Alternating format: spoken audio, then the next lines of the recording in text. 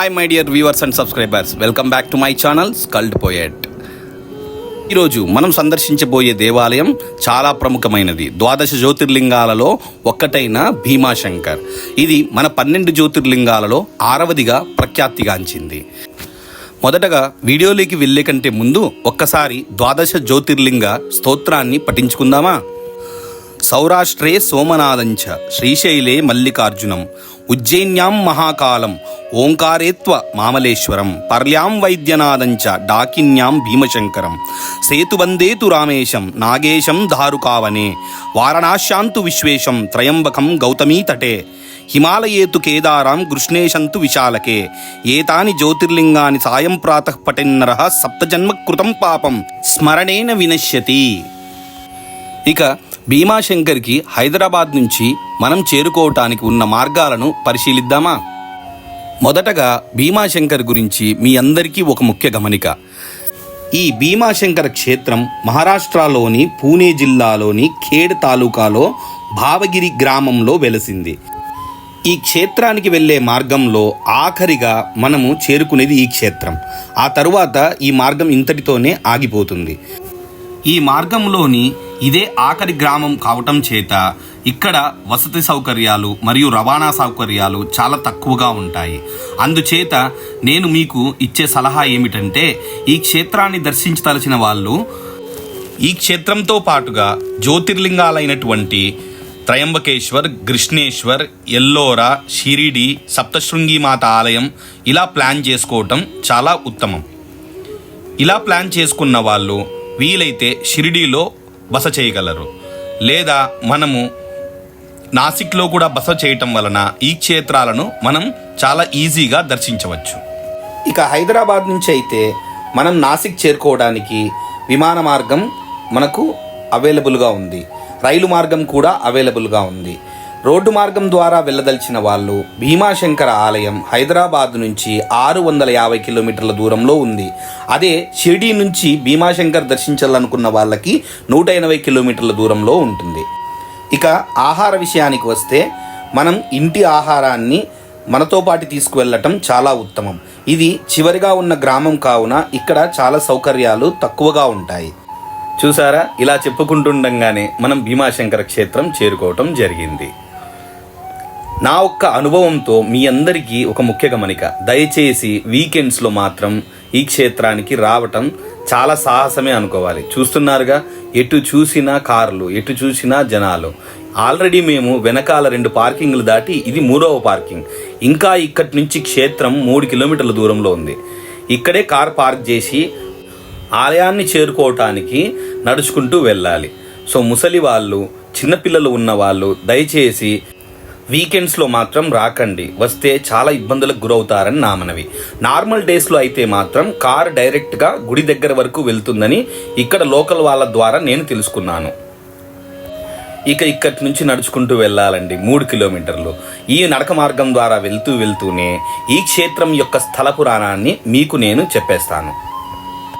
మొదట్లో భీమాశంకర్ అంటే నేను కూడా భీముడు స్థాపించిన శివలింగమేమో అందుకే ఇలా పేరు వచ్చిందేమో అనుకున్నా, కానీ ఈ స్థల పురాణం గురించి నేను చేసిన రీసెర్చ్లో నాకు అర్థమైంది ఏంటంటే, ఆ పరమశివుడు ఈ రాక్షసులతో ఆడుకున్న ఒక ఆట.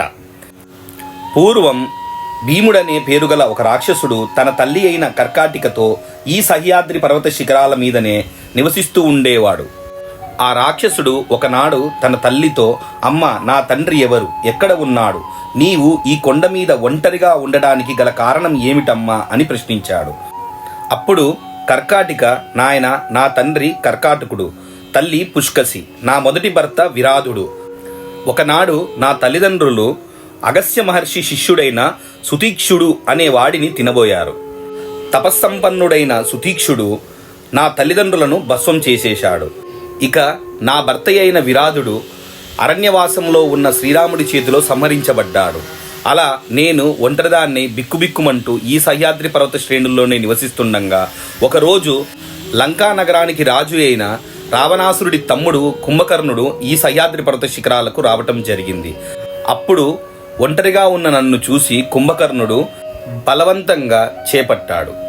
ఆ విధంగా నీవు జన్మించావు నాయన. నీ తండ్రి మహావీరుడు కనుక తండ్రిని మించిన కొడుకువై నీ వంశానికి పేరు తీసుకొనిరా అని చెప్పింది. తల్లి మాటలు విన్న భీముడు కోపంతో వణికిపోయాడు.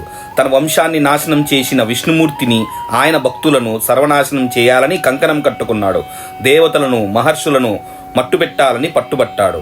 బ్రహ్మదేవుని గురించి 1000 సంవత్సరాలు ఘోరమైన తపస్సు చేశాడు. అప్పుడు బ్రహ్మ ప్రత్యక్షమై ఆ రాక్షసుణ్ణి అంతులేని పరాక్రమాన్ని, అనంతమైన ధైర్యాన్ని వరంగా ప్రసాదించాడు. వరగర్వంతో భీమాసురుడు దేవలోకం మీదికి దండెత్తి దేవేంద్రుణ్ణి ఓడించి దేవలోకాన్ని ఆక్రమించుకున్నాడు. ఆ తర్వాత భూలోకమంతా తిరిగి సాధువులైన భక్తులను, మహర్షులను బాధించాడు.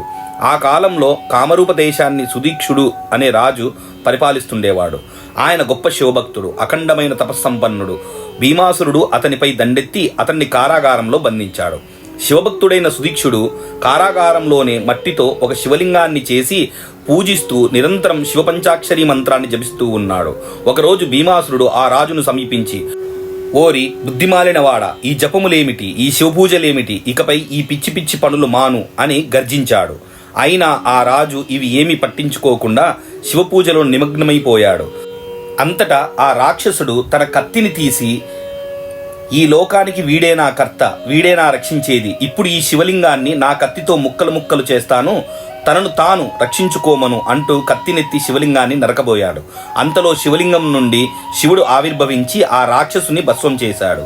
సుదీక్షణుడు భక్తి పారవశ్యంతో శివుని పాదాలపై పడి నమస్కరించి ఎన్నో విధాలుగా స్తుతించాడు. పరమశివుని కరుణా కటాక్షం వలన లోకాలకు భీమాసురుడి పీడ విడగడయ్యింది. విషయం తెలుసుకున్న తారకాసురులు ఈ కామరూప దేశంపై దండెత్తగా సహ్యాద్రి పర్వతములలో జరిగిన పోరులో శివుడు చెమటోడ్చి అసుర సంహారం చేశారని పురాణగాథ. ఈ విధముగా రాలిన చెమట బొట్లే భీమా నదిగా గుర్తింపు వచ్చింది. భీమాసురుని తల్లి కర్కటి తన కుమారుని శరీరము పాతాళము నుండి భూమి మీదకు వచ్చి శివుని గురించి దీనాతి దీనంగా ప్రార్థించగా స్వామి దర్శనమిచ్చి వరం కోరుకోమన్నాడు. అప్పుడు ఆమె తనయుడి పేరు చిరస్థాయిగా ఉండున్నట్లు అదే ప్రదేశంలో జ్యోతిర్లింగముగా శివుడు వెలయవలెనని కోరుకుంది. అంతటా పరమేశ్వరుడు ఆమె కోరికను మన్నించి భీమాశంకర జ్యోతిర్లింగముగా సహ్యాద్రి పర్వతంలో వెలిశాడు. ఇదండి ఈ స్థల పురాణం. ఇంకా ఇక్కడి నుంచి క్షేత్రం 2 కిలోమీటర్లు ఉండగానే క్యూ లైన్ మొదలైపోయింది. ఈ క్యూ లైన్ని చూసి నాకు ఒక్కసారిగా మైండ్ బ్లాక్ అయిపోయింది. ఇక్కడ కొంతమందిని విచారించగా నాకు అర్థమైన విషయం ఏంటంటే దర్శనానికి 6 నుంచి 8 గంటల సమయం పడుతుందని, కొందరు ఉదయం 5 గంటల నుంచి క్యూలో ఉన్నారని నాకు అర్థమైంది. ఇక ఈ క్యూ లైన్ల మార్గం ద్వారా వెళ్ళైతే దర్శనం చేసుకోలేమని మాకు అర్థమైపోయింది. అందుకని క్యూ లైన్ వదిలి క్షేత్రం దగ్గరకు ఏమైనా ప్రత్యేక దర్శనాలు కానీ పెయిడ్ దర్శనాలు కానీ ఉన్నాయా అని విచారించడానికి ముందుకు కదలటం జరిగింది. ఇక ముసలి వాళ్లకు, చిన్నపిల్లలు ఉన్న వాళ్లకు ఒక ముఖ్య గమనిక. ఈ క్షేత్రం లోయ లాంటి ఒక దిగువ భాగంలో ఉంటుంది. చాలా మెట్లు దిగాల్సి వస్తుంది, ఎక్కవలసి వస్తుంది. వర్షాకాలంలో అయితే దయచేసి ఈ క్షేత్రానికి రావటాన్ని కొద్దిగా పోస్ట్ పోన్ చేసుకోండి. ఎందుకంటే ఈ మార్గం అంతా బురదగా చాలా జారుడు స్వభావంతో ఉంటుంది. ముసలి వాళ్లకు, చిన్నవాళ్లకు అయితే ఇక్కడ డోలీ సదుపాయం అవైలబుల్గా అయితే ఉంది. చూస్తున్నారుగా, మార్గానికి ఇరువైపులా మనకు పూజా సామాగ్రి అమ్మే దుకాణాలు, అల్పాహారం కోసం ఏర్పాటు చేసిన హోటల్స్ కనిపిస్తూ ఉన్నాయి. ఇక ఇలా మేము నడుచుకుంటూ క్షేత్రం దగ్గరికి అయితే వెళ్ళటం జరిగింది. అక్కడ చాలామందిని విచారించగా ప్రత్యేకించి ఈ వీకెండ్లో ఇక్కడ ఎటువంటి పెయిడ్ దర్శనాలు కానీ, ప్రత్యేక దర్శనాలు కానీ, ప్రత్యేక సేవా టికెట్లు కానీ ఏవి కూడా లేవంట. అన్నీ క్లోజ్ చేయటం జరిగింది. ఇక నాకైతే దర్శనం చేసుకోవటం ఇంపాసిబుల్ అనిపించింది. పక్కనే వెళ్తున్న ఇంకో క్యూ లైన్ని చూసి అక్కడ విచారించగా ఆ క్యూ లైన్ ముఖదర్శనం కోసమని మాకు అవగతమైంది. ఆ క్యూ లైన్ ద్వారా వెళ్ళి మేము చూడగా అక్కడ ముఖదర్శనం అని చెప్పారు, కానీ టీవీలో స్వామిని లైవ్ చూపిస్తున్నారు. నాకు ఈ ముఖదర్శనం అయితే మాత్రం ఎటువంటి సంతృప్తిని కలిగించలేదు. ఎందుకంటే నేను ఇంతకుముందే 8 జ్యోతిర్లింగాలను దర్శించి ఉన్నాను. జ్యోతిర్లింగాల యొక్క ప్రత్యేకత ఏమిటంటే ఎప్పటిదాకా అయితే మనం జ్యోతిర్లింగాన్ని స్పర్శించమో అప్పటి వరకు ఆ జ్యోతిర్లింగ దర్శనం పరిపూర్ణం అవ్వదు. ఇలాంటి క్లిష్ట సమయాల్లో నేనెప్పుడు చేసేది ఒకటే, నా నుదుటికి ఆ పరమశివుడి భస్మాన్ని రగడుకొని ఆయన్ను ధ్యానించటం. అంతలోనే స్వామి దయ వలన నాకు ఒక ఆలోచన వచ్చింది. హైదరాబాద్లో నా సహోద్యోగి అయిన సునీల్ గొందినా గారికి నేను కాల్ చేయటం జరిగింది. కాల్ చేసి ఆయన రిక్వెస్ట్ చేయగా ఆయన ఇమ్మీడియట్గా మా ముంబై హెడ్ ఆఫీస్ కాల్ చేసి మా అందరి కోసం దర్శనానికి ప్రత్యేక ఏర్పాటైతే చేయటం జరిగింది. ఇక మమ్మల్ని దర్శనానికి తీసుకెళ్లడానికి వచ్చిన వ్యక్తిని మాత్రం చూడగానే ఆ పరమశివుడు తన ప్రమదగణాలైనటువంటి వీరభద్రుణ్ణి పంపించాడా అనిపించిందండి. ఇక ఈ ఆలయం గురించి చెప్పాలంటే ఈ ఆలయం 13వ శతాబ్దంలో నగారా పద్ధతిలో పీష్వాల దీవాన్ అయిన నానా ఫడ్నవీస్ నిర్మించినట్లు చారిత్రక ఆధారాలు చెప్తున్నాయి. ఈ గుడి గోపురాన్ని చూడగానే ఏదో తెలియని అనుభూతి కలుగుతుంది. నల్లటి రాతితో చెక్కిన ఆ ఆలయాన్ని చూడగానే ఎంతో భక్తిభావం కలుగుతుంది. గుడి లోపల చిన్నగా ఉన్న ఆ శివలింగాన్ని వెండితో తాపడం చేశారు. దానిపైన ఒక కత్తిఘాటు ఉంటుంది. మీకు ఇంతకుముందే స్థల పురాణంలో చెప్పాను కదా, ఆ కత్తిఘాటు భీమ అనే రాక్షసుడిది.